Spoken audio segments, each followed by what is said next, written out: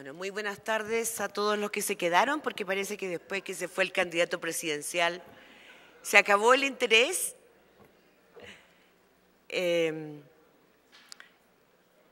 Vamos a empezar diciendo también que esta mesa es distinta porque habemos ya 4 mujeres y 2 hombres, lo cual hace una diferencia con la anterior donde había solo hombres. El tema que nos convoca aquí es financiación de la política, clientelismo y corrupción. Y creo que se enmarca dentro de una temática que estuvo muy presente en el panel anterior y que tiene que ver con la profunda desigualdad que afecta a nuestro continente. Para empezar a despreocupar a los mexicanos, debo decirles que después de México en la OCDE está Chile. Efectivamente, si en México el 10% que tiene más recibe 26 veces más que el 10% que tiene menos, Chile tiene 27 veces más. O sea, México es 26 veces más y después al final viene Chile que tiene 27 veces más. Es decir, ¿y por qué planteo esto? Porque el tema de la desigualdad es absolutamente importante si queremos hablar de corrupción y si queremos hablar de la influencia del dinero en la política. Si a nosotros nos dicen que todos los votos valen iguales, tenemos que ser capaces de hablar de verdad y decir si vale lo mismo el voto de aquella persona que vive en una choza sin agua, sin luz, sin ningún medio de subsistencia, o si vale lo mismo que aquel hombre que encabeza uno de los grupos económicos más importantes y que tiene todas, no solamente sus necesidades cubiertas, sino que además de él dependen miles y miles de fuentes de empleo. Entonces, quiero situar bien el tema porque creo que el tema no es solamente de los políticos en este caso. Todos han hablado del periodismo. ¿Hay transparencia en el periodismo? No, no la hay. Y eso porque muy pocos saben, la radio que escuchan, la cadena de televisión que ven y el diario que compran, a qué grupo económico pertenecen. Es decir, la noticia que reciben, al hombre ancla que ven, ¿a qué medio, a qué cadena económica pertenece? Porque no se transparenta y nadie lo exige. Hablo de los jueces. ¿Alguien fiscaliza de verdad, hace un seguimiento real a las condenas de los jueces? ¿Cuánto influye la política, el dinero, el narco presente en México, en Colombia, en Panamá, en toda Centroamérica, en las decisiones de los jueces? ¿Cuánto influyen en las noticias que nosotros entregamos? En el panel anterior teníamos una interesante intervención que ha sido mencionada una sola vez, un problema que se nos viene encima. El representante, se me olvidó el nombre, por favor, me disculpan, que estaba sentado acá. Si alguien me ayuda, tu compañero, planteó la importancia del financiamiento de las campañas políticas en su país de los chinos. En Paraguay, la llegada de los chinos. En Brasil es una de las grandes fenómenos de los cuales tendremos que ocuparnos con dinero, con mucho dinero, para violentar también leyes sociales. ¿Qué quiero explicar? Que yo creo que el tema que nos convoca ahora, corrupción, clientelismo y financiamiento de la política, no tiene que ver solo con las campañas. Tiene que ver con una actitud de la sociedad permanente, alerta, perfeccionándose, porque hay un dicho que es fantástico. La ley sale del Parlamento y los parlamentarios dicen, ya, está listo. No, es todo lo contrario. La ley salió del Parlamento y se generó el problema, porque se generó la trampa y muchos empezaron a idear la trampa para burlar la ley. Es decir, nuestra sociedad está hecha de tal manera que exige de nosotros que tengamos una vigilancia permanente hacia todos los elementos que componen esta cadena para que la corrupción finalmente sea un nudo el dinero un nudo que no solamente afecta a la política. Al final de todo esto, de esta cadena, lo que afecta es la vida de los millones y millones de ciudadanos, especialmente los más vulnerables de este continente tan desigual. Para este interesante tema, entonces, clientelismo, corrupción y financiamiento de la política, tenemos con nosotros un interesante panel. Tenemos a Flavia Freidenberg, que es una cientista política argentina, consultora del Instituto Internacional para la Democracia y Asistencia Electoral, IDEA, ha sido consultora, y del PNUD, profesora visitante en varias universidades de América Latina y de Francia, y actualmente es subdirectora del Instituto de Iberoamérica de la Universidad de Salamanca. También colabora con la Asociación Latinoamericana de Ciencia Política, a la ASIP. Tenemos también a Macarita Elizondo, abogada mexicana, magistrada regional en el Tribunal Electoral del Poder Judicial de la Federación, donde también fue directora de difusión, jueza e instructora, coordinadora de jurisprudencia y estadística judicial y asesora del magistrado presidente. Actualmente es consejera del Instituto Federal Electoral de México, del IFE, e integrante de diversas academias y organizaciones de derecho administrativo y electoral. Tenemos con nosotros a Cynthia Barrow Giles, política santaluciana, docente de ciencia política de la Universidad de las Indias Occidentales, donde se ha desempeñado como rectora adjunta de la Facultad de Ciencias Sociales y directora del Departamento de Gobierno, Sociología y Trabajo Social. Actualmente integra la Comisión para la Reforma Constitucional de Santa Lucía y la Junta Asesora Internacional del periódico Round Table. Tenemos también, y esta no es mafia chilena, se los aseguro, al cientista político Francisco Rojas Aravena, chileno. Profesor en diversas universidades de América Latina, ha publicado extensamente sobre el tema, sobre seguridad e integración regional, y actualmente es especialista en relaciones internacionales y seguridad internacional, director de la revista Fuerzas Armadas y Sociedad, y se desempeña como secretario general de la Facultad Latinoamericana de Ciencias Sociales, Flaxo. A mi lado está Luis Castiglioni. Él es el único político del panel, político paraguayo. Fue vicepresidente de Paraguay entre 2003 y 2007. Es titular de la Convención Nacional Constituyente en representación del Partido Colorado, Asociación Nacional Republicana. Ha sido diputado nacional y diputado del Parlamento Latinoamericano. Fue también precandidato a la presidencia de su país por la Asociación del Partido Colorado. Eso sería, porque ahora me gustaría que entráramos a la cocina para ver cómo funciona esta corrupción que muchas veces se ve, como por ejemplo cuando los candidatos se desplazan con helicópteros, aviones, que nadie sabe quién los paga y finalmente los paga alguien. O, ojo, cuando algún rostro importante adhiere a una campaña electoral, nadie sabe. Todos dicen qué maravilla. Y al final de cuentas, como no hay fiscalización, nunca se supo cuánto se le pagó por adherir a esa campaña, a ese rostro de la televisión o de las finanzas o de lo que sea. Tiene la palabra Flavia. Muchas gracias, Mónica. Muchas gracias a las instituciones organizadoras de este evento que nos da la posibilidad de repensar un poco más la democracia que todos queremos. A mí me gustaría llamar la atención sobre un tema que hasta el momento poco hemos hablado durante estos día y medio de foro y que me parece sumamente importante en esta relación que plantean las instituciones organizadoras que tiene que ver con el financiamiento de la política. Me refiero a un fantasma que recorre América Latina, que parece ser que todo el mundo conoce, pero muy pocos tienen la capacidad de describirlo claramente, y es porque es un fantasma que se esconde bastante bien, y es el fantasma del clientelismo. Todos tenemos anécdotas sobre el clientelismo, pero parece que se escurre fácilmente entre las manos. Y la pregunta es, ¿quién le va a poner el cascabel al gato respecto al clientelismo?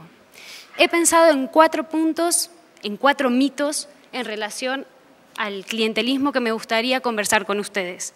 El primer punto y el primer mito es, y que aquí en México lo hablamos mucho, es que el clientelismo es compra de votos en unas elecciones. Y esto es falso. El clientelismo no es solo compra de votos. El clientelismo supone una relación, un intercambio, una relación basada en relaciones de poder asimétricas entre individuos que no tienen todos el mismo acceso a los recursos y que se intercambian desde acceso a políticas públicas, acceso a programas sociales, que se intercambian despensas, tinajos, pintura para las casas, simplemente por algo, solemos decir votos. Pero no solo votos, también confianza y también lealtades. Por tanto, el clientelismo es una relación que se mantiene en el tiempo, que no funciona solo en época de elecciones, que es estable, que está basada en la norma de la reciprocidad. Hay un intercambio y yo confío en ese al que le doy. Y es cierto que solemos verlo más claramente en las elecciones, pero no solo está en las elecciones. Por tanto, este es el primer mito que me parece que sería interesante llamar la atención. Lo importante de este mito, de este punto, es que el intercambio resulta claramente beneficioso para todas las partes que participan en este intercambio. Y no es fácil de identificar, no es fácil de encontrar y no es fácil de señalar. Segundo punto sobre el que quiero llamar la atención. El clientelismo ocurre porque hay pobreza. Falso. El clientelismo no ocurre solo porque hay pobreza, porque eso significaría satanizar a los pobres, decir que todos los pobres son clientes. Y esto no es, los estudios por lo menos no identifican claramente esta correlación. Lo que pasa que en condiciones de pobreza y de desigualdad, el clientelismo tiene muchas más probabilidades de insertarse en la sociedad. Por tanto, hay otras causas que a mí me gustaría llamar la atención que junto a la pobreza ayudan a que haya sociedades clientelares. Son 3. Se me ocurren muchos más, pero como tengo solo 7 minutos voy a señalar 3. 1. Un Estado ausente o un Estado ineficiente en la distribución universal de los recursos y también en el acceso y en el cumplimiento de los derechos de manera universal. 2. Altos costos en la participación política formal. La gente no visualiza a las instituciones formales como el canal a partir del cual participar y conseguir satisfacer sus demandas y ejercer sus derechos. Por tanto, prefieren participar por vía informal. 3. Bajos incentivos para la acción colectiva. Una persona en una situación de extrema pobreza o en una situación de desigualdad podría pensar en salir a la calle y protestar, como los indignados. Ahora, no hay una correlación tan claramente entre el nivel de pobreza, por lo menos de los indignados españoles, y su activación. La pregunta es ¿por qué ese pobre no sale, se activa y protesta? Tercer punto sobre el que me gustaría llamar la atención, como el tercer mito. El clientelismo es pura manipulación. Es monitoreo de masas amorfas e irracionales. Falso. Diversos estudios y sobre todo aquellas personas que han hecho trabajo de campo en colonias, en barrios marginales, en villamiserias, se dan cuenta que no se sostiene empíricamente la afirmación de que el que participa en la red clientelar como cliente no hace evaluaciones. Las personas, los individuos que participan en estas redes clientelares hacen evaluaciones y buscan maximizar sus beneficios. Y hacen evaluaciones, eligen, como diría un colega ecuatoriano, Carlos de la Torre, participar a través de otra forma de representación, como la del populismo, pues nada, la del clientelismo en este caso. Y entonces estos individuos eligen integrar en condiciones de extrema pobreza, en condiciones de desigualdad, eligen integrar y formar parte de estas redes. Los actores, en tanto, que participan en estas redes clientelares no son actores pasivos. Cuarto punto, el clientelismo impide el funcionamiento de la democracia. Falso. El clientelismo funciona en democracias. Lo podemos ver y observar cada día, aunque sea difícil encontrarlo. Por tanto, el clientelismo, como toda institución informal, puede competir con las instituciones formales, puede conflictuar las instituciones formales o puede complementarlas. El clientelismo aparece para muchos como una estrategia de supervivencia frente a alternativas que le den las instituciones formales. Y en este sentido, es una manera de maximizar beneficios cuando en el mercado político no tienen una alternativa a esta forma de participación. La pregunta es, a largo plazo, ¿cuánto clientelismo puede soportar una democracia? cuánta pobreza y cuánta desigualdad pueden soportar las democracias que se están consolidando en América Latina. Yo lo voy a dejar aquí, espero haber sido lo suficientemente provocadora para poder generar muy buenas preguntas. Gracias.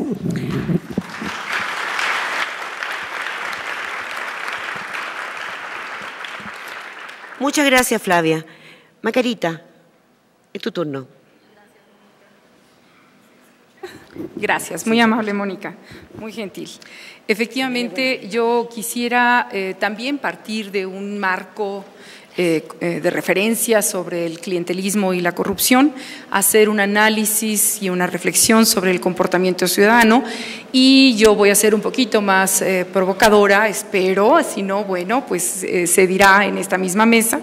Quiero hacer una propuesta de buscar avanzar en esta cultura hacia la supervisión y la evaluación.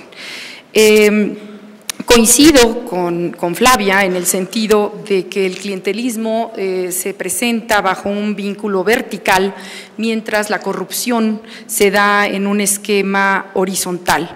Es decir, son fenómenos que están ampliamente analizados por los doctos en los esquemas de participación ciudadana y que influyen, más bien dicho, la participación ciudadana, y se ha referenciado de que actualmente presenciamos una flexibilización de esos lazos clientelares y se adaptan inclusive a nuevos contextos.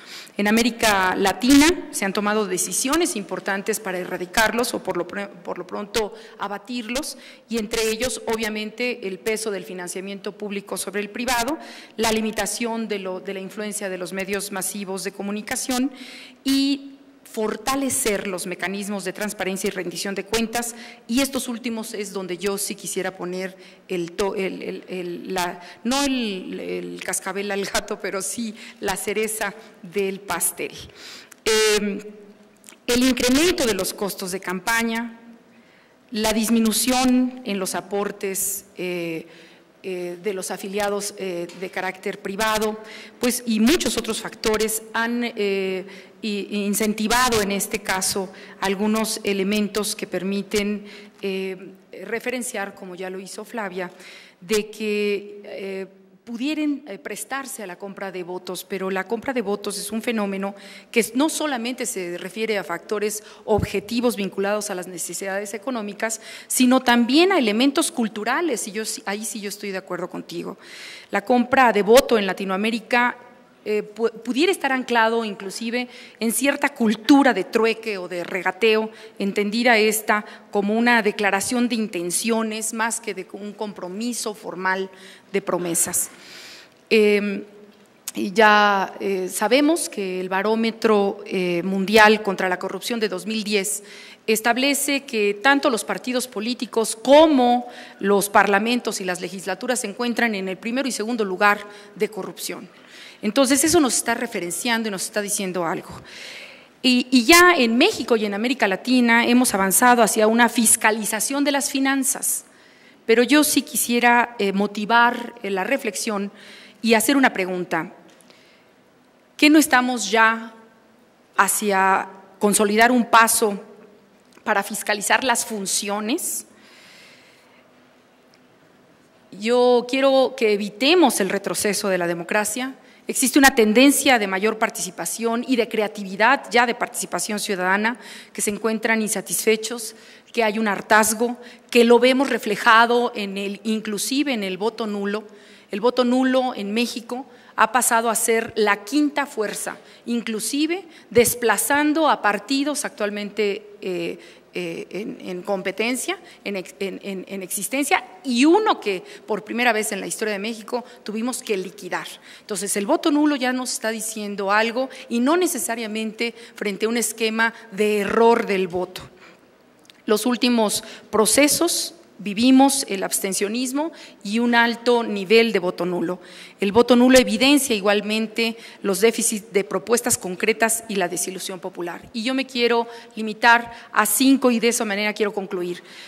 Los puntos es generar una cultura democrática de evaluación y supervisión, mejorar reconocimiento ciudadano de que pudiera darse a estas ofertas partidistas, generar puentes de comunicación directa y veraz, y en este minuto que me resta proponer la creación en Latinoamérica de auditorías políticas de funciones que se esmeren en el registro de las promesas de campaña, generando inclusive una plataforma virtual en donde se registren sus ofertas, las líneas estratégicas de los partidos y sus candidatos, hay un cronograma y un porcentaje inclusive de cumplimiento.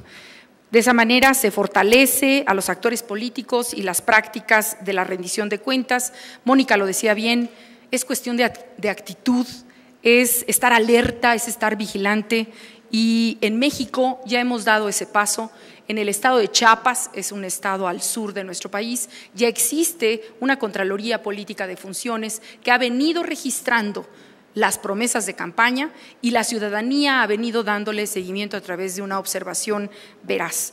Yo quiero dejarlo ahí y ya abundaré en el momento que me corresponda, en su caso, contestar preguntas. Gracias. Muchas gracias, Macarena.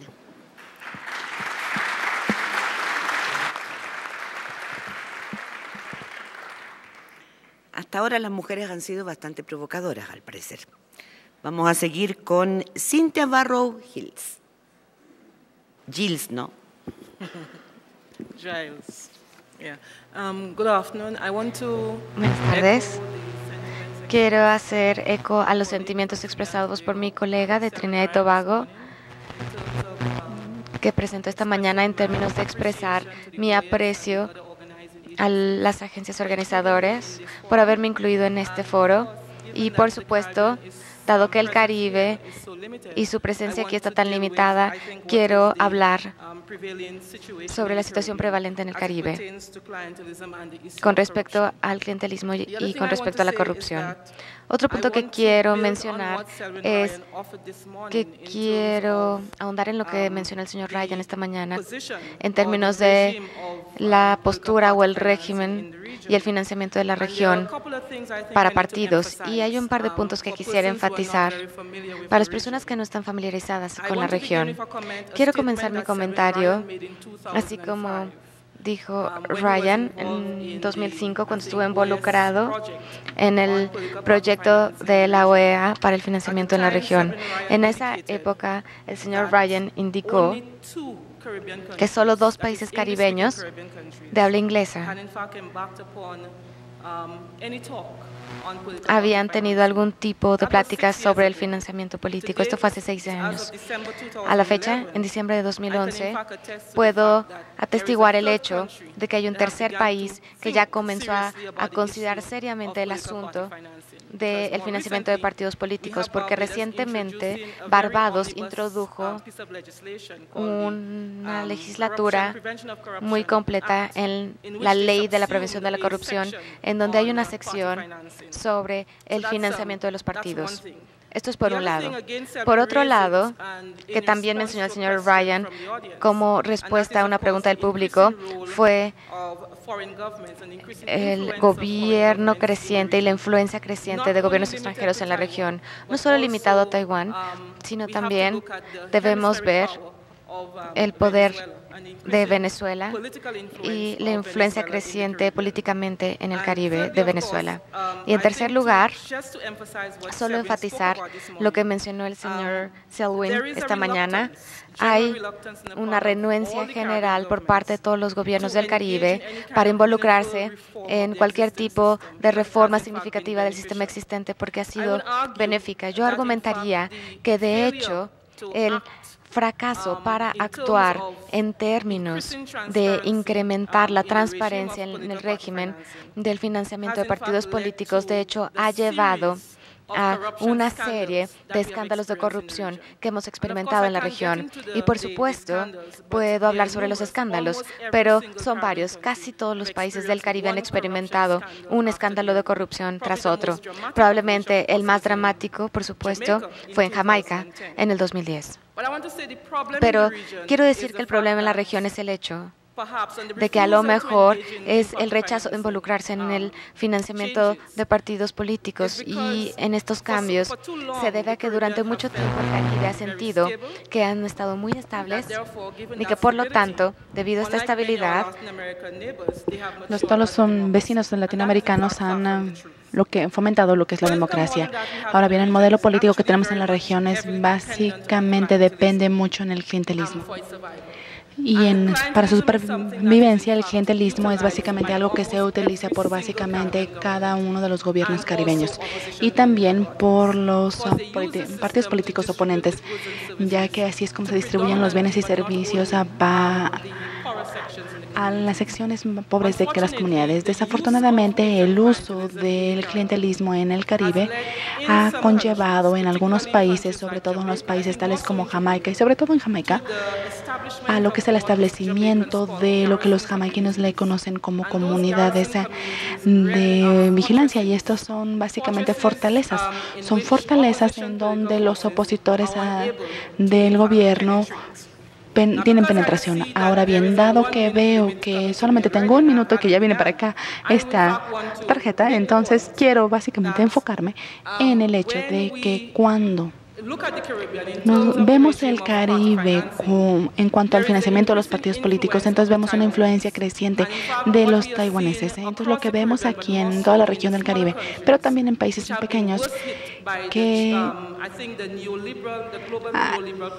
entran en lo que es el paradigma de neoliberalismo, es que los recursos son tan escasos, tanto para países pequeños como para el área del Caribe, entonces que se abre la puerta, no nada más para los gobiernos extranjeros que tengan entrada, sino también para dinero proveniente del narco en este ámbito. Y por ende, los taiwaneses son los donadores diplomáticos del Caribe. Y luego tenemos el caso de Venezuela, que tiene mucha actividad en estos países y básicamente utiliza lo que nosotros llamamos como la diplomacia de los energéticos para obtener penetración en los ámbitos políticos del Caribe. Entonces, obviamente, podemos hablar mucho más acerca de lo que son los vínculos entre el clientelismo, la corrupción y también el fracaso de aplicación de reformas en esta región del Caribe.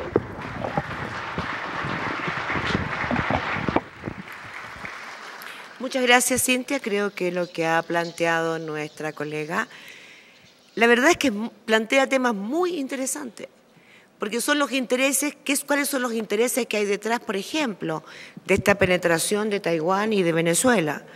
Entonces uno muchas veces debiera preguntarse, frente a los escándalos que sacuden cotidianamente en nuestros países, escándalos de corrupción, muchas veces, ¿qué hay detrás? ¿Quién quiere beneficiarse también con este desprestigio de la política? ¿Ese lugar lo ocupa alguien, ese lugar vacío que ocupaba el político con influencia? Son interesantes desafíos que se nos plantean para perfeccionar la democracia.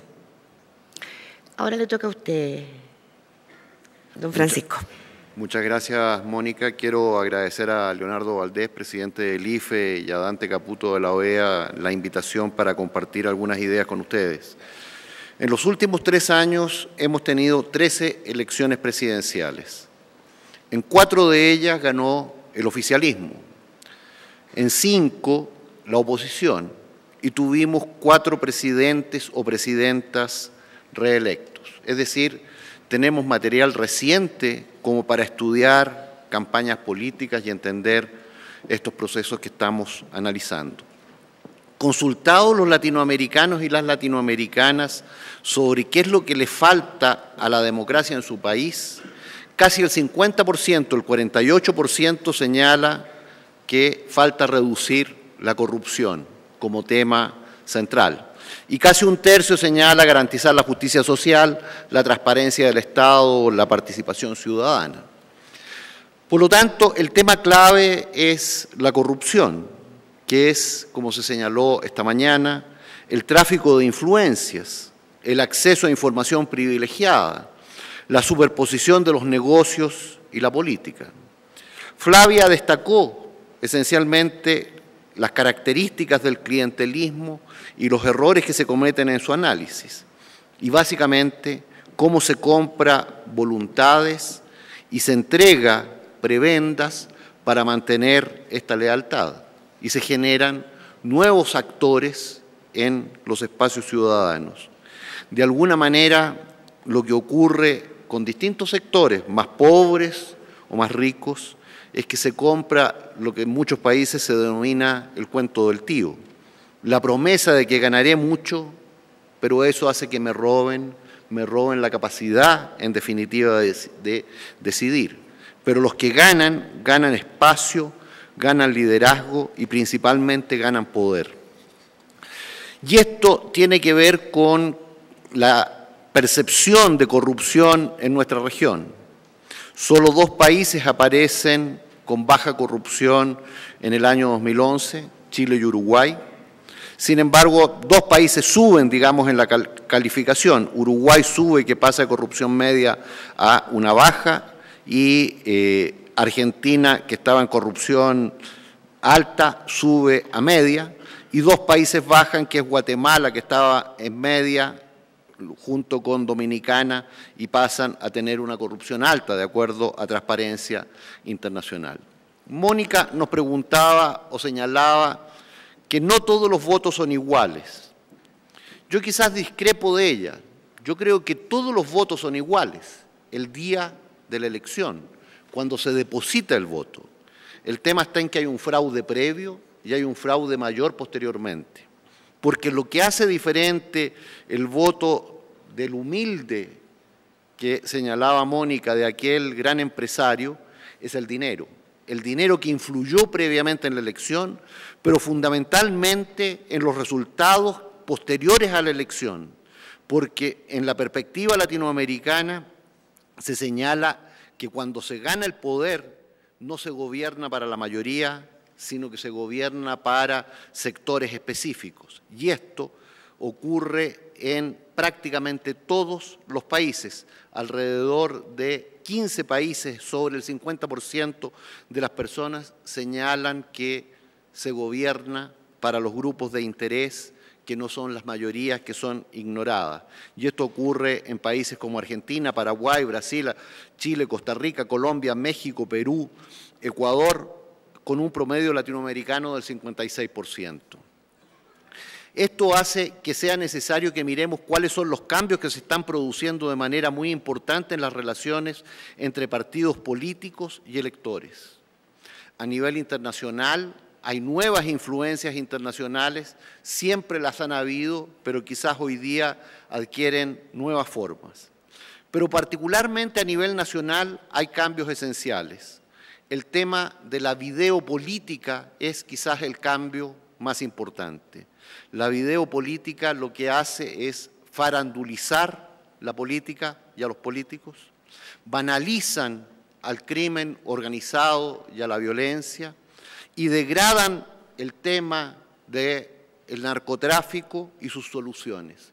Por lo tanto, generan una situación en la cual el televidente pierde la conciencia muchas veces de los fenómenos que se analizan. El predominio mediático tiene una gran importancia hoy día, más que la relación personal que establecieron en algún momento a través de otros medios los candidatos. Y por lo tanto aparece que se buscan grandes salvadores que deben en un eslogan transmitir por qué él es la solución, no la solución. Se escuchan muchas promesas, pero que sabemos que no se cumplirán. Queremos escuchar esperanzas, pero tenemos dificultades sabiendo que éstas no se podrán realizar. El mayor peso hoy día radica en los candidatos por sobre los partidos. Y esto tiene que ver con la televisión particularmente.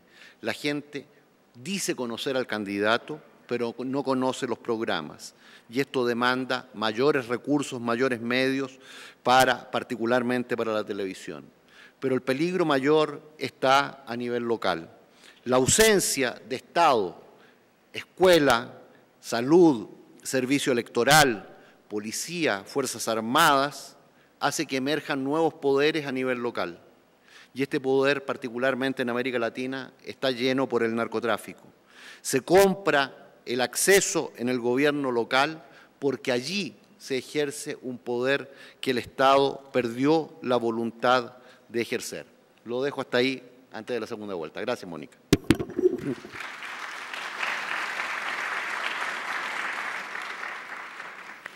Muchas gracias, Francisco. Bueno, dejamos con la palabra a Luis Castiglioni, de Paraguay. Muchas gracias. Muchas gracias a don Leonardo Valdés, presidente del IFE, al señor secretario general de la OEA, don José Miguel Insulza, al doctor Dante Caputo y a sus colaboradores por la invitación para participar en este importante evento. Yo quiero sintéticamente encarar el tema del clientelismo que parte desde el Estado. Para mí, uno de los factores más nocivos y que mayor incidencia tienen y suelen tener en la definición de los procesos electorales. El clientelismo estatal es una deficiencia fundamental que daña terriblemente el sentido práctico del proceso democrático en muchos de nuestros países, impidiendo una contienda en condiciones equitativas para quienes aspiran a las posiciones políticas de elección popular.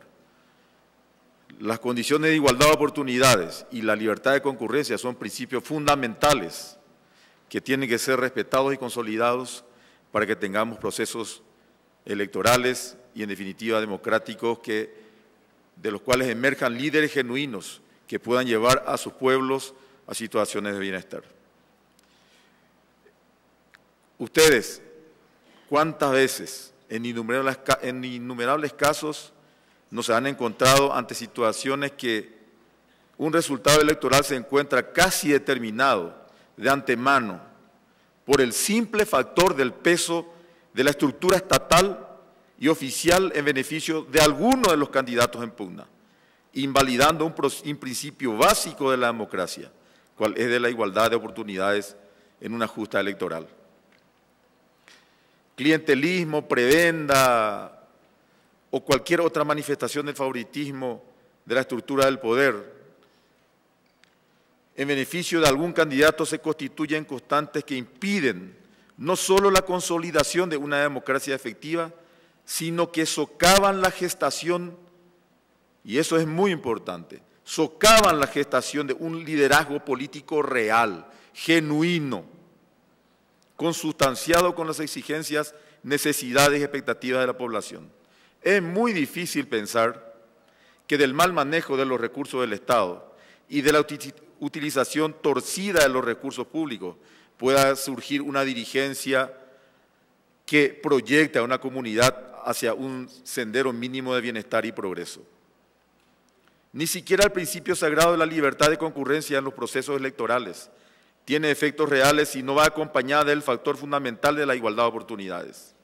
Y para peor, mientras mantenemos estas prácticas que permiten al gobierno de turno incidir efectivamente en favor de algún candidato, ayudamos a cubrir nuestro proceso democrático con el manto de la duda y el descreimiento, produciendo así el escepticismo, desinterés y ausentismo inclusive de parte de los ciudadanos con respecto al proceso político.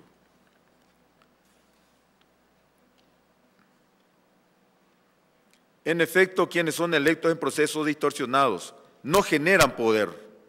El mal proceso electoral solo puede dar origen a liderazgos poco sustentables que carecen de autoridad moral, legitimidad y hasta el respeto ciudadano. Inclusive en los casos que una victoria electoral se da por porcentajes altamente calificados y elevados, la capacidad del gobierno se puede reducir drásticamente por la falta de autoridad moral del gobernante. Ahora mismo, ¿cuántas veces nos fuimos testigos en cada uno de nuestros países o de países adyacentes de gobiernos que asumen con altos porcentajes de apoyo, pero no logran sostener una gestión eficiente por su falta de liderazgo, legitimidad y autoridad moral para generar diálogo, negociar y generar alianzas que permiten el desarrollo de su gestión? Quiero irme a un ejemplo concreto de mi patria. Es un es un ejemplo que podría desarrollarse en otras naciones, pero por respeto lo voy a hacer al Paraguay. En el Paraguay, en este momento, se desarrolla un plan nacional de combate a la pobreza que utiliza el plan de subsidios para ayudar a las familias empobrecidas. Es noble, yo lo apoyo genuinamente en sus orígenes, pero tiene ciertos condicionamientos. Es un plan de ida y vuelta. Es un plan que tiene que asignar recursos a familias necesitadas, indigentes, gente que por sí sola no puede salir adelante. El Estado tiene la obligación de incidir en la vida de esas personas. El mal está en que desaparecieron los condicionantes y solamente se dan los subsidios a cambio de favores políticos. En el Paraguay tenemos 3.300.000 inscritos, de los cuales van a participar aproximadamente 2 millones de electores en las próximas elecciones nacionales. ¿Saben cuántas familias reciben subsidios en este momento desde el gobierno central? 200.000 familias. Multipliquen eso por lo menos por 3 en cantidad de votos y van a ver lo que significa a la hora de la incidencia política. Del clientelismo selectivo, dirigencial, que compra lealtades de dirigentes, insertándolos en la estructura gubernamental, pasamos ahora con este sistema al clientelismo masivo, popular, que utiliza la indigencia, la pobreza de la población para comprar sus voluntades, sin culpar a nuestros conciudadanos pobres, culpando a la gente que promueve este tipo de realidades. Es una pena realmente que esto ocurra. El afán de quedarse en el poder, como dijo Carlos Mesa, el afán de prolongar una hegemonía política, la gran asimetría entre los que no tienen y los que tienen mucho, como dijo el doctor Caputo o Víctor Rico, lo que produce es ciudadanías sometidas, ciudadanías que ya no son dueñas de sus decisiones. Es muy difícil combatir realmente esto, pero no es imposible. Acá tenemos que articular acciones entre políticos, ciudadanía y medios de comunicación. Yo creo que la sanción moral por sí solo no basta. No basta para la actual clase política, lamentablemente. Yo creo que aparte de la sanción moral, se tienen que extremar recursos por parte de las contralorías y procuradurías generales y al mismo tiempo, no solamente sanciones electorales, sino hasta sanciones morales, porque quienes utilizan recursos del Estado, de todos nosotros, que nosotros pagamos con nuestros impuestos, para que unos pocos se beneficien, merecen ser llevados ante los estrados judiciales para que respondan ante estas irresponsabilidades. Finalmente, señora moderadora, después de todo, la prebenda, el clientelismo, beneficia solo a unos pocos y a sus asociados, mientras que la gran mayoría queda fuera del sistema perverso de asignación discrecional de ventajas políticas. En esencia, estoy convencido que somos muchos más quienes podemos combatir que quienes podemos sostener el modelo viciado que trata de esclavizar a nuestra ciudadanía, las más necesitadas, y de convertirla en una ciudadanía sometida. Muchas gracias.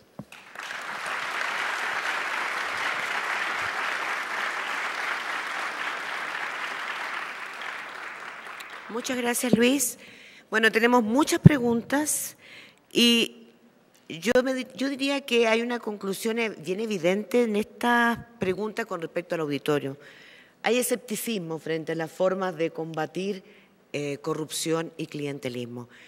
Yo creo que eso no es una novedad para ninguno de los que está aquí presente. Por lo tanto, me gustaría, si pudiéramos en esta mesa, ahondar en algo más. Luis acaba de decir, y él es político, en una especie de sanciones morales, sanciones sociales, sanciones pecuniarias podrían ser, que son las que duelen en el bolsillo, y por supuesto, obviamente, sanciones penales. Porque es evidente que uno de los factores que está afectando este escepticismo es que mientras vemos que los excesos en los que se incurre en el modelo, y no estoy hablando de ideología, estoy hablando de cómo la concentración impide la competencia, la sana competencia en un mercado, como el uso de información privilegiada para ganar dinero, etcétera, etcétera. La colusión para alzar los precios. No tienen los diferentes países penas de cárcel frente a robos de bicicletas o de ganado, por ejemplo, que sí lo tiene. Este tipo de corrupción política también cae en una zona oscura de impunidad. Yo diría que todas las preguntas, yo junté una cantidad importante, tienen que ver con lo siguiente. El clientelismo destruye la democracia, la transforma en dictadura de mayorías, en donde quienes gobiernan lo hacen a favor de pequeños grupos, dueños del poder económico. Es pregunta, pero está formulada casi en afirmativo. Flavia, usted defendió el clientelismo político, sin embargo, ¿qué opina usted respecto de la forma de clientelismo que compra los votos de los ciudadanos? ¿No es algo que va en contra del espíritu democrático en el cual el voto debe ser libre? ¿No le parece indigno que una persona por hambre tenga que vender su voto? Flavia. Por supuesto que es indigno. El tema es que también hay que entender la situación en la que se mueve esa persona que no tiene con qué sobrevivir. Y por supuesto que es indigno el clientelismo y destruye la democracia y es indigna la compra de votos. El tema es que si nos quedamos en esa reflexión normativa no avanzamos y de lo que se trata es cómo pensamos y cómo mejoramos el papel de, por un lado, la autoridad electoral, para poder efectivamente identificar esta situación y castigar a aquellos que ejercen estas prácticas y también cómo hacemos para mejorar la situación en la que vive gran parte de la población en la que nosotros convivimos. Por tanto, por supuesto que condeno cualquier tipo de práctica de esta naturaleza y de lo que se trata es de pensar cómo transformamos la democracia, cómo mejoramos las condiciones en que los medios de comunicación investigan a aquellos que ejercen este tipo de prácticas y además cómo hacemos para que los ciudadanos al momento de votar utilicen este criterio al momento de sancionar a aquellos políticos que utilizan redes clientelares y premiar a aquellos políticos que no las usan. Muchas gracias. Luis, hay una pregunta para usted. ¿Qué responsabilidad tienen los partidos políticos en la construcción y formación de ciudadanía y de sus males y defectos? Y yo agregaría algo.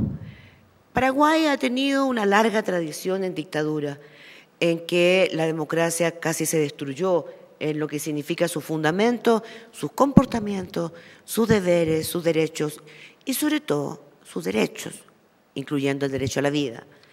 ¿Cómo afectó, usted que pertenece a un partido que ha gobernado durante muchos años, cómo afectó esos males, esos vicios en la formación de un clientelismo que es cautivo, incluso por miedo? Por supuesto que sí. Los partidos políticos tienen una función fundamental para corregir este mal endémico, para evitar su profundización.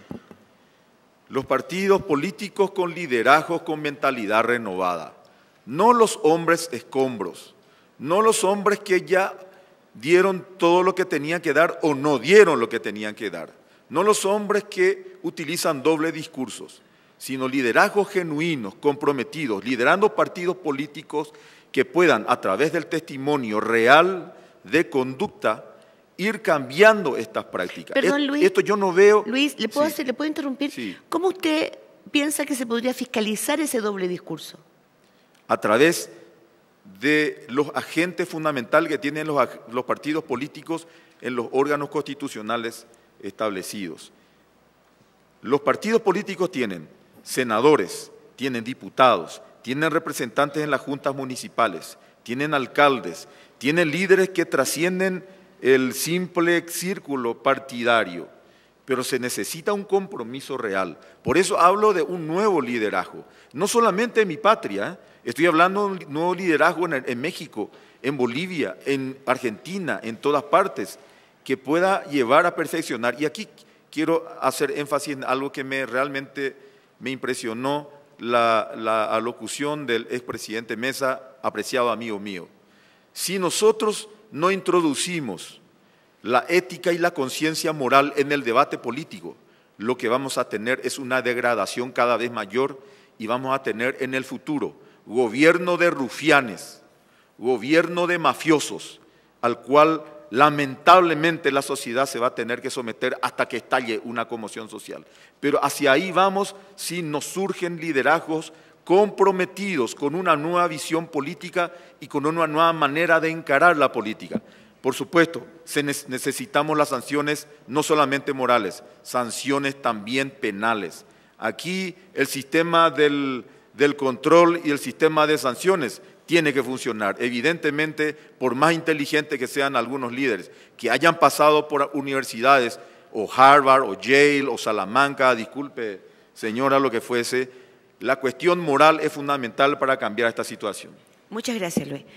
Cintia, hay una pregunta para ti. En la entrada de capital extranjero, ¿no podría esta entrada del capital extranjero y los vicios a veces para su ingreso provocar un clientelismo estatal, una corrupción estatal? Eso no está pasando en la zona del Caribe y yo agregaría en otros países también, ¿ah?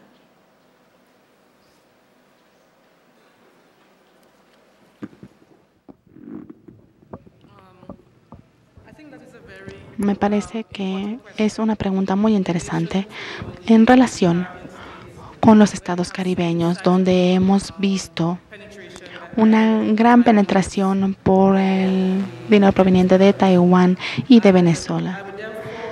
Por lo tanto, voy a hablar con relación a los países como Santa Lucía, que es mi país, donde obviamente hay cuestiones que me preocupan, y también sobre países como Dominica y Granadinas y San Vicente, ya que en Dominica tiene mucha relación con Venezuela.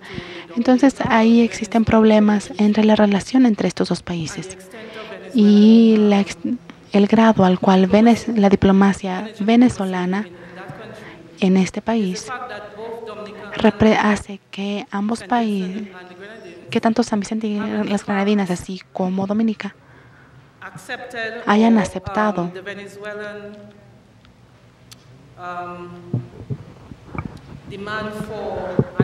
la demanda de Venezuela o voluntad sobre las islas, y esto es lo que han experimentado estas naciones. Así que obviamente la política exterior de estos países ha sido como secuestrada por el gobierno venezolano. Ahora bien, cuando vemos el caso de Santa Lucía, y esto fue lo que el señor Ryan mencionó esta mañana, en cuanto a que los taiwaneses han contribuido con $120 millones en los últimos 5 años a lo que es un partido político del país, de los Trabajadores Unidos, y al gobierno de este partido actualmente. Y eso se debe principalmente a la suma de dinero con la que se contribuyó. A lo mejor fue un poco más o fue menor. Lo importante aquí es que el secretario de Turismo, como parte de la campaña, indicó que en los últimos años los taiwaneses contribuyeron con $120 millones a las arcas del país. Nada de este dinero entró en lo que fue el fondo consolidado, así que es muy complicado para cualquiera en Santa Lucía, incluso para el resto de los candidatos. Es difícil para el gobierno, incluso para el nuevo gobierno que tomó posesión el lunes pasado, poder tener un control sobre estos 120 millones.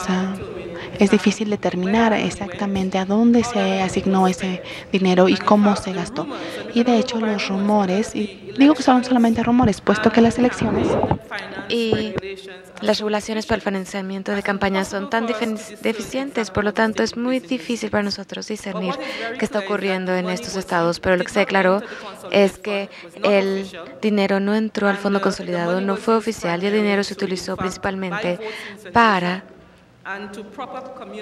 Santa Lucía y en las comunidades en donde el gobierno del Partido de Trabajadores Unidos sintió que era ideal o que era débil o era demasiado fuerte para poder ganar las elecciones que se celebraron la semana pasada, el lunes. Entonces, como Sherwin indicó esta mañana, creo que todos los países caribeños y los ciudadanos de los países caribeños están muy preocupados por el nivel de penetración extranjera en su país, pero con respecto a si veremos o no una acción tomada por los gobiernos recientemente designados que sufran como resultado directo de estos cambios en la política extranjera es algo que todavía tenemos que ver. Gracias, Cintia. Thank you. Recordé un poco lo que ha sucedido en algunos, como yo soy periodista de investigación y hago talleres en el continente, recordé lo que sucede en algunos países. Por ejemplo, minas, grandes empresas mineras, consorcios internacionales, que entregan subvenciones, por ejemplo, a zonas completas con un alcalde, con un intendente determinado, que son para proveer empleo. El miedo de que se cambie el alcalde y que se acaben los proyectos de empleo, o el clientelismo que provoca, o otros grupos que promocionan la delincuencia, que provocan con bombas, atentados y violencia, mientras hay un candidato que dice mano dura y que es el candidato de las mismas empresas de seguridad o de los mismos grupos que promueven la violencia. O sea, estamos frente a nudos complicados en donde no es fácil desentrañar de dónde proviene el foco de la corrupción y cómo desentrañar también y desarmar los nudos del clientelismo. Macarita, hay una pregunta para usted. El voto nulo es la negación de los partidos políticos y de sus candidatos. Sin ellos no hay democracia electoral posible. ¿Es así?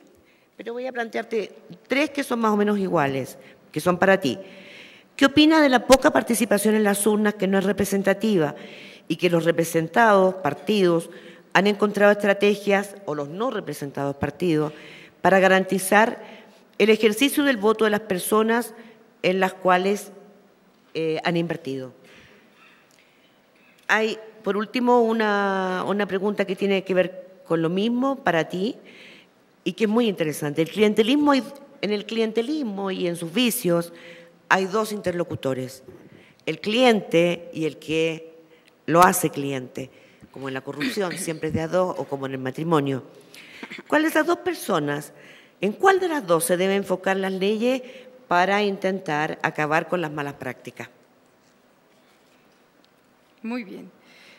Bueno, voy a empezar con comentar o darle seguimiento en parte a lo que dijo nuestro colega aquí, Francisco Rojas. Él dice, todos los votos son iguales, y contraargumenta a Mónica. Yo voy a apoyar a Mónica y no es por razón de género, es por razón verdaderamente de conciencia. Para mí, si bien es cierto, tiene razón don Francisco Rojas en que todos los votos son iguales en tanto que se califican un voto o una cabeza, ¿verdad? En el fondo, para mí, los votos nulos tienen otra connotación.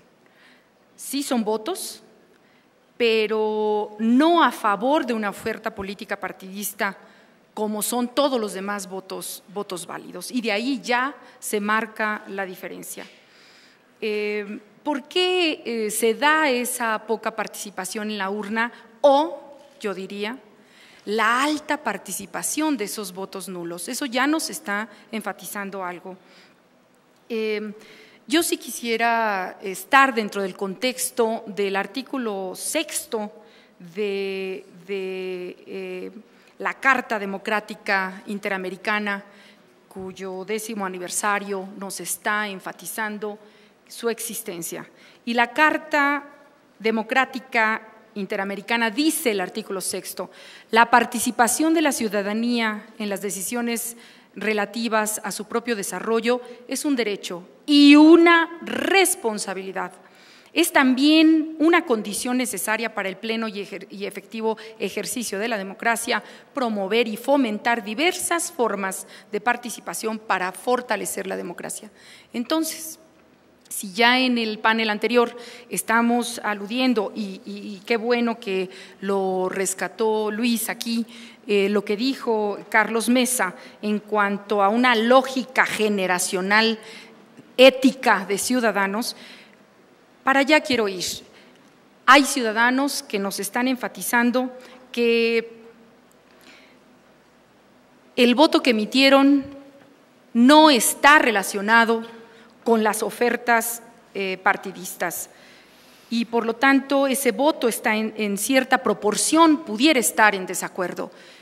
Hay ciudadanos que están diciendo, tómame en cuenta, yo también, ese voto vale y por lo tanto también participa de ello. Los partidos políticos no deben estar muy confiados, según mi criterio, de que bajo el esquema más burdo de la compra de votos a través de un dinero, ¿verdad?, se logra el sentido a favor de su partido. Inclusive, hay quienes dicen que a pesar de que los partidos pudieran realizar algunas estrategias vinculadas a corroborar que el sentido del voto va a su favor, inclusive previendo la necesidad de que el ciudadano les demuestre palpablemente de que votó por él, tomándole una foto a través de un celular a su boleta. Quienes hemos visto, como fue mi caso al ser magistrada federal varios años, las tendencias últimas de que en la boleta está marcado sí por pero después lo tachan y dice ahora Entonces, es algo muy interesante. Hay que tomarlo en cuenta, no estén tan confiados los partidos en que ese clientelismo y esa compra tan burda de votos es precisamente benéfica o en el sentido a su favor. ¿Y cuáles serían esas formas para incrementar esos deberes de corresponsabilidad entre el ciudadano y los partidos políticos? Seguiré insistiendo de que el ciudadano, tenemos una ciudadanía en América Latina más participativa, tenemos una ciudadanía no tan fácilmente convencida y una ciudadanía que además nos está exigiendo canales de comunicación. Y por lo tanto, yo sí quisiera seguir sosteniendo de que utilicemos estas herramientas tecnológicas que inclusive jalamos también un sector importante que es la juventud, para que aquello que prometen los partidos políticos, porque los partidos políticos, recordemos que son quienes hacen el enlace entre los grados de oferta a través de lo que necesitan también la sociedad. Y el mejor reconocimiento que el ciudadano puede dar a esas ofertas partidistas, obviamente, es el voto participativo, el voto razonado. Y yo en esta parte quiero concluir de que he escuchado inclusive hasta quienes en el extremo opinan de que fiscalizar la política a través de abatir este doble discurso, ¿verdad?, también podría generar sanciones interesantes. Yo todavía no quiero llegar a ese extremo, pero vean ustedes lo que se plantea. La proporción de voto nulo que genere la proporción de reducción de financiamiento. Qué interesante. Eso trastoca en cierta medida lo que tanto se está diciendo que es muy importante el financiamiento público para erradicar otra serie de corrupciones, pero ya se oye los efectos del voto nulo. Y otro, pues los porcentajes de votación en voto nulo que impliquen una reducción en los escaños. Es decir, se está cuestionando la interrelación entre la participación ciudadana, que sí va y quiere porque quiere el sistema, quiere estar en democracia y ejerce su derecho, pero no encuentra esos canales de comunicación, de supervisión y vigilancia y fiscalización de que lo que se prometa en el servicio público se cumpla, porque de esa manera quien llega al poder y pretende continuar con el poder sea quien lo merezca. Es algo interesante. Gracias. Luis, voy a hacer un mix con algunas preguntas, Francisco, con algunas preguntas que están pendientes para poder satisfacer las inquietudes de muchos. ¿De qué manera el clientelismo debilita esta democracia y cómo la desigualdad existente constatada por todos entre las clases sociales no facilita también esta debilitación de la democracia? Y esta que me parece fantástica, ¿qué factores, si uno de estos es la desigualdad, facilitan la corrupción de los que están ya determinados, identificados? ¿Por qué no se lo combate? ¿Es posible, después de todo lo que hemos hablado, hablar de una consolidación democrática en el continente? ¿No es el clientelismo un síntoma de la corrupción que impera en el sistema?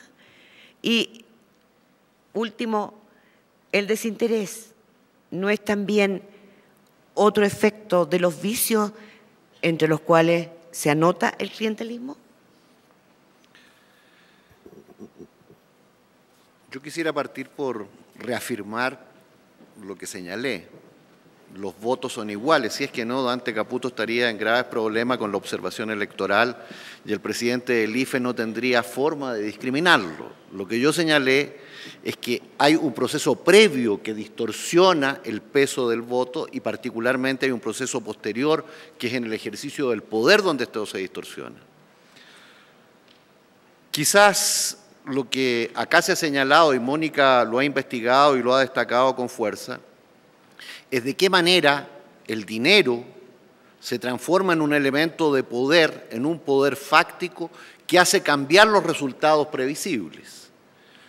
En Chile se acaba de señalar hace 3 días atrás o 4 días atrás la colusión de las 3 grandes empresas que producen pollo, que en un 90% se ponían de acuerdo en subir o bajar la producción para hacer cambiar el precio. Y esto obviamente es parte de cómo se ejerce información privilegiada que afecta a la gran mayoría de la gente, pero que la gente no sabe, no conoce, y esto tiene que ver con el ejercicio del poder. Y quizás para responder este conjunto de preguntas yo me permitiría hacer una digresión, que primero estamos en una crisis global con la corrupción bancaria. El capitalismo financiero ha generado una crisis global a partir de la falta de ética, a partir de los inventos financieros que generaron una gran burbuja, que afectan y afectaron a la economía real y que tienen hoy día a las principales economías desarrolladas en una grave crisis que puede tener todavía impactos muy significativos en nuestra región. La desigualdad en América Latina es el tema más apremiante. Y la desigualdad obviamente va a incidir en los procesos electorales y a su vez incide en otro aspecto esencial. La Organización Mundial de la Salud ha encontrado un vínculo casi directo entre la inequidad y la violencia. América Latina es la región más violenta del mundo. Sin guerra. Y acá lo que tenemos en el conjunto de América Latina es un genocidio juvenil. Quienes mueren y matan son jóvenes, y cuando las estadísticas, que ya de por sí son muy altas, se aplican a los jóvenes, permiten hacer esta afirmación.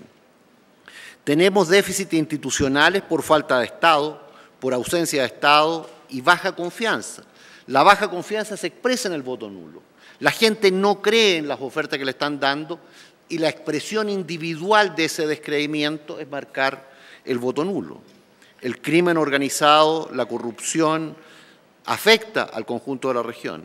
Y esto, en particular, en un continente joven, tiene que ver con algo que se ha hecho famoso desde México a Chile o Argentina, que son los ninis. Ni estudian ni trabajan, por lo tanto, pueden ser sujetos probablemente de la trata internacional de personas, en el mejor de los casos, o ser sicarios en el corto plazo, porque como un dicho mexicano indica, es preferible tener 6 meses como rey que una vida como güey. Y esto hace que las opciones sean muy complejas, porque la calidad de la democracia es muy baja y como señala el documento de la OEA y el PNUD, tenemos una dificultad y una erosión de la legitimidad en el ejercicio y particularmente una erosión de la legitimidad en los derechos. Y para responder en concreto lo que le preguntabas a Luis, y yo creo que está presente, para ver esta disonancia entre promesas con voto, debería regularse y tener leyes específicas revocatorias de mandato, iniciativa de ley popular y mayor control de organismos fiscalizadores independientes para hacerlo en los niveles menores. Pero la revocatoria de mandato para los diputados que aprueben leyes que se comprometieron a no apoyar es una cuestión esencial, porque en la erosión de la democracia se nos mete el crimen organizado y con ello se nos erosiona todo el edificio. Otilia, diputada guatemalteca, nos comentaba ayer en la cena, en Guatemala asume el nuevo Congreso y decide aprobar leyes muy duras en contra del crimen organizado. Se aumentan todas las penas. Se aprueba prácticamente por unanimidad, después de un debate muy grande. Aparece en el diario oficial la ley publicada ¿Y qué es lo que ocurre? Que en la proporción que se habían subido las penas se bajan. El diario oficial dice que se reducen todas las penas. Gran escándalo. El oficial del Congreso dice, mire, esto es lo que yo mandé al diario oficial. En el diario oficial dice, esto es lo que recibí. Los dos son documentos distintos. ¿Dónde estuvo la mano negra? ¿Dónde apareció que se cambió esto? Eso es parte de las situaciones que vivimos cotidianamente en la región. Tuvo que aprobarse una nueva ley que revocara lo que apareció en el diario oficial para que aparezca un nuevo mandato. Por eso que necesitamos generar mayor capacidad de incidencia y en eso avanzamos, pero todavía no a pasos gigantescos porque la política punto 2 en América Latina, como expresaba Richardson para el caso de Obama, todavía no llega al 50% de nuestros ciudadanos. Muchas gracias, Francisco. La verdad es que yo me siento muy satisfecha de las intervenciones que ha habido en este panel y me gustaría, Luis, por favor, que fueras muy concreto en la respuesta a dos preguntas. Hay una inquietud que dice que ¿qué es más importante en los vicios de la democracia? ¿El clientelismo o la manipulación del voto? Manipulación del voto. Y esta se junta con otra que es para ti. ¿Qué instituciones se encargan de la observación de las elecciones y que garanticen la transparencia del voto en Paraguay? ¿Qué tan asequible es para un ciudadano paraguayo saber en qué se gasta el erario público, las promesas de los candidatos? Y esto lo digo en un marco de lo que acaba de decir Francisco, en que obviamente estamos hablando de democracia, de política, de voto, cuando estamos francamente en medio de un continente que tiene la mayor cantidad de muertos, y yo agrego, sin guerra, de los cuales, tal como decía él, los principales son los jóvenes, que son los principales desafectados de la política, a quienes necesitamos no solamente proteger, sino que ir a buscar para que participen. Con el clientelismo se inicia el proceso de manipulación de votos. Con el clientelismo se está iniciando el proceso finalmente para que los votos no respondan a la conciencia del elector, sino que llevados por sus necesidades, muchas de ellas entendibles. Estamos hablando de países en donde, por ejemplo, existen 25% de la población por debajo de la línea de la pobreza. O sea, un día comen y otro día no comen porque el promedio de ingresos es de menos de $1 por día. Es muy difícil juzgar las conductas de personas que tienen padres y madres que tienen hijos que un día comen y otro día no comen. Es muy difícil juzgar con rigor. La manipulación comienza con el mismo hecho de tener clientelas y de establecer un régimen diferente del relacionamiento entre el Estado y la ciudadanía. Patrón o amo y siervo. Entonces, la manipulación comienza con el clientelismo, al predisponer y al establecer características ineludibles para la gente que no puede, ¿verdad?, de ir a depositar su voto, inclusive en contra de lo que cree íntimamente. Yo creo que, y esto es, y acá quiero hacer una breve reflexión, este tema es un tema bastante delicado porque no pasa simplemente por el afán de conservar a toda costa el poder por parte de un presidente o de prolongar su hegemonía a través de otro presidente afín a su partido, como vemos en muchas partes de Latinoamérica. No pasa simplemente por eso. Aquí pasa por una cuestión, diría yo, hasta moral. Nuevamente repito lo que habíamos hablado. Realmente es algo bastante delicado, tiene que ver con la concepción que tenemos del propio Estado. Está metida en la deficiencia de nuestro modelo de enseñanza en materia de educación cívica y de nuestra misma base moral, de los principios, de los valores, de nuestra conciencia moral. De ahí parte todo esto.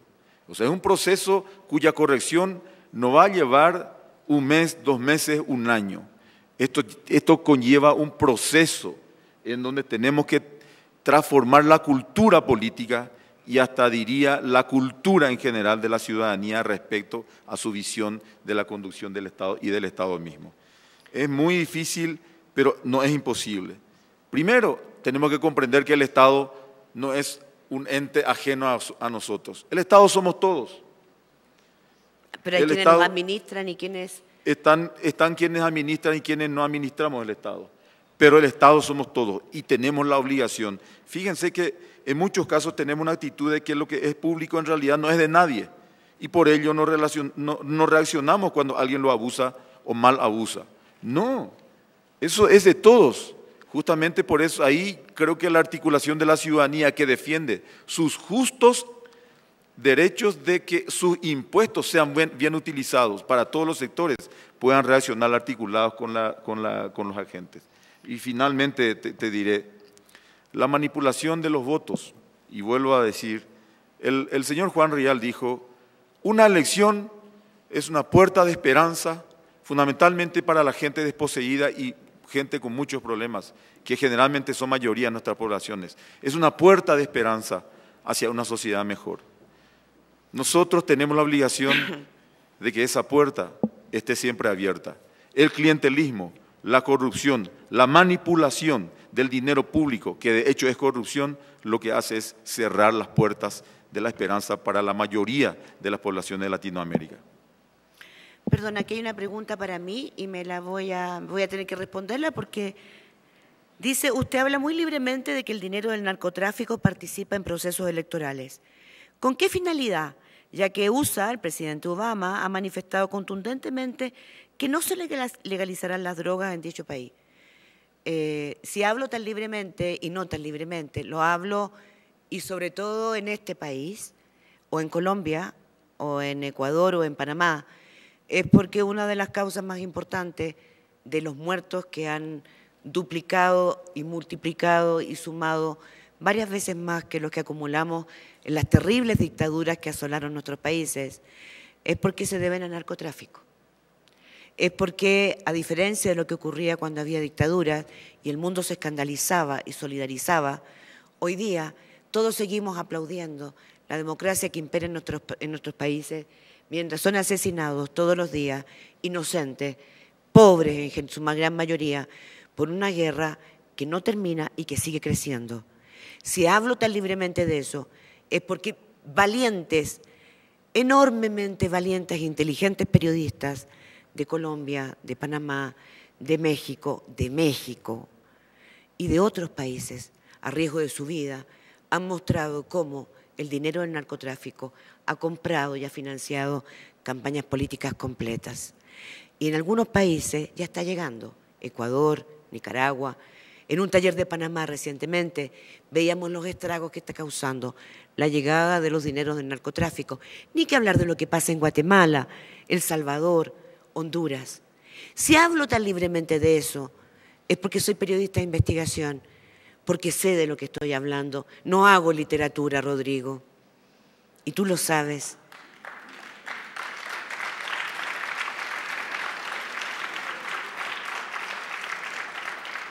Por último, quiero decir que es un tema urgente, y si lo hago no es por fama, es porque si ayer llorábamos y todavía estamos pagando los costos de tantos miles de muertos en dictaduras que nacieron por el poder del dinero, hoy día hay que parar esta máquina de muerte, hay que hacerlo a como dé lugar.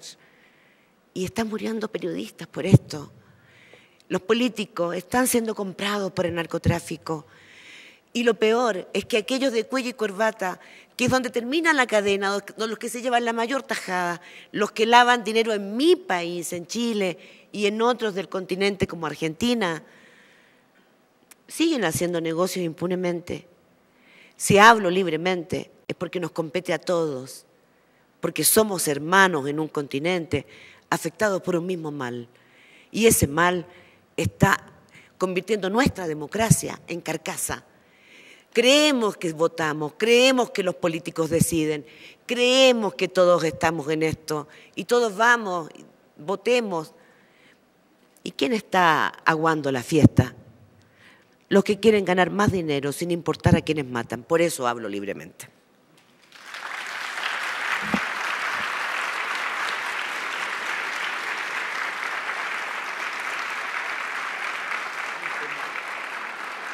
Sí, por favor.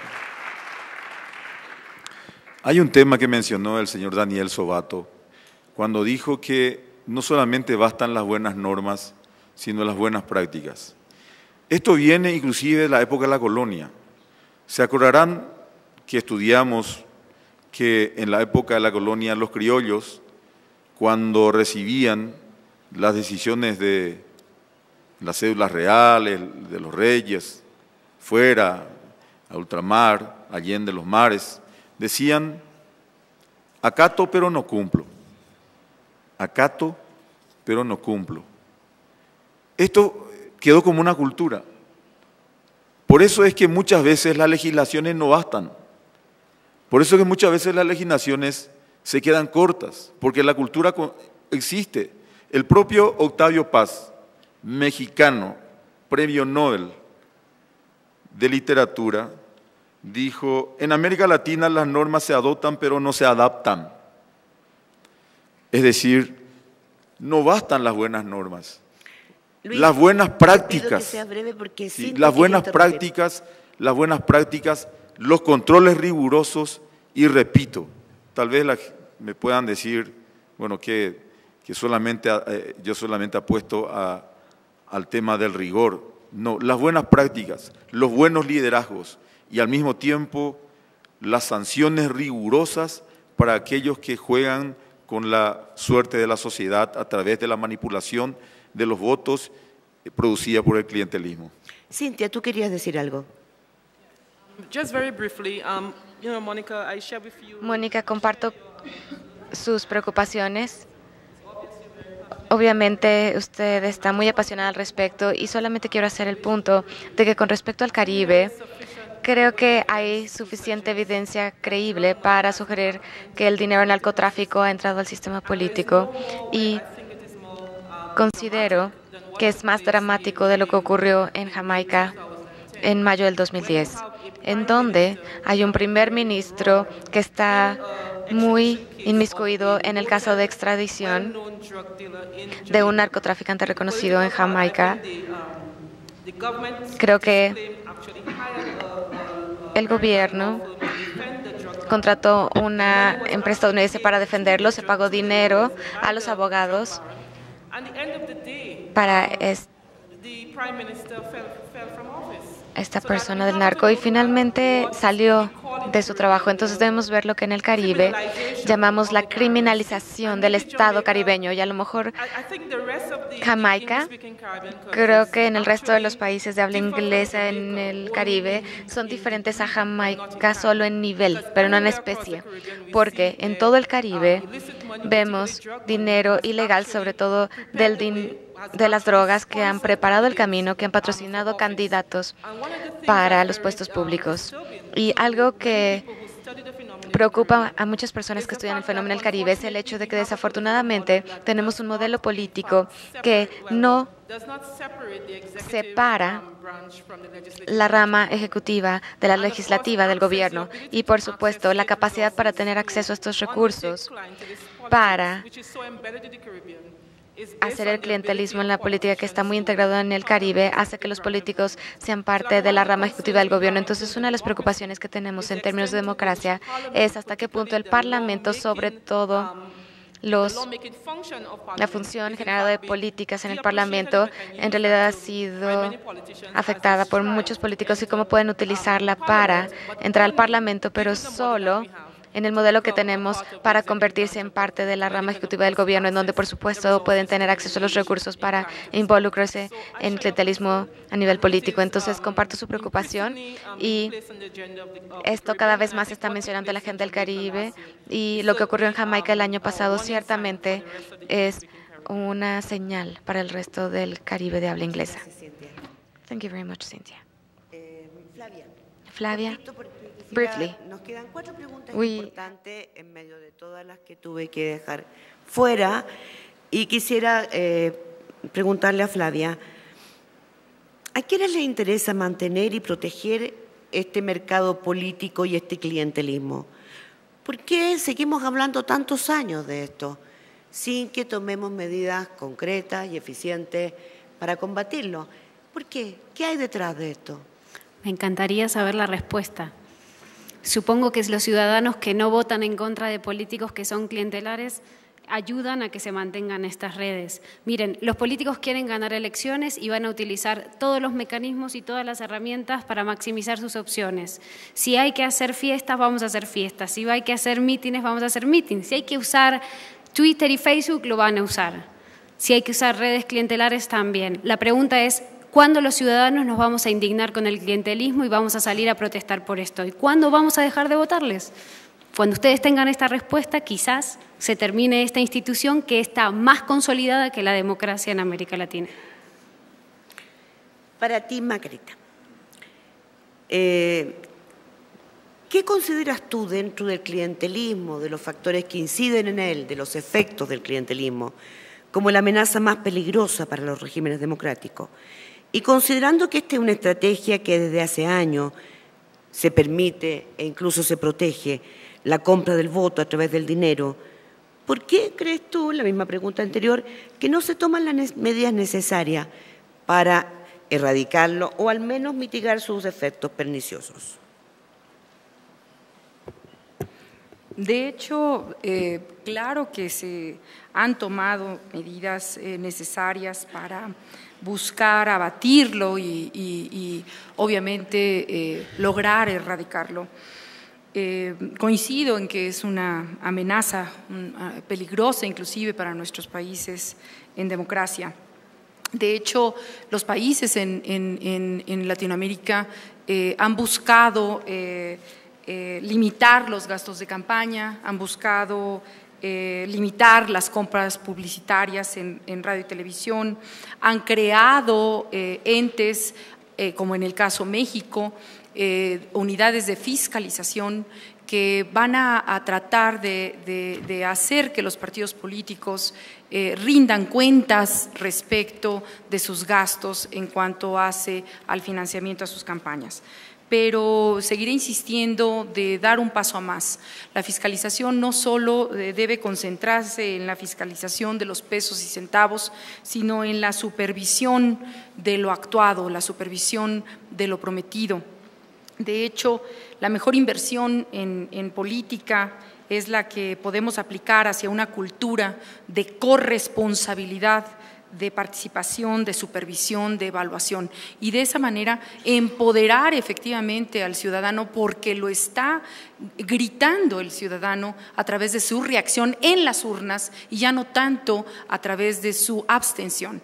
Es algo interesante que se está dando en los países de Latinoamérica y yo insistiría en que no debemos estar ajenos a crear las sinergias de comunicación entre autoridad, partidos políticos y ciudadanía para esta comunicación más directa que busque construir generaciones que propendan dentro de esta lógica ética de que lo prometido se cumpla, ¿verdad? Propendan a que aquellos que lleguen al poder a través de esas promesas y a través de ese arrancar al ciudadano a través de su voto, se cumpla efectivamente. Sé que además de otras cuestiones que pudieran atacar o agraviar a nuestra democracia, está esta y esta es la que en lo particular a mí me ha tomado mi atención. Muchas gracias, Margarita. Bueno, yo les agradezco a todos los participantes de este panel, pero les agradezco sobre todo a ustedes que se han mantenido aquí, tienen interés por estos temas y han mostrado con sus preguntas que francamente tienen gran interés y conocen el tema.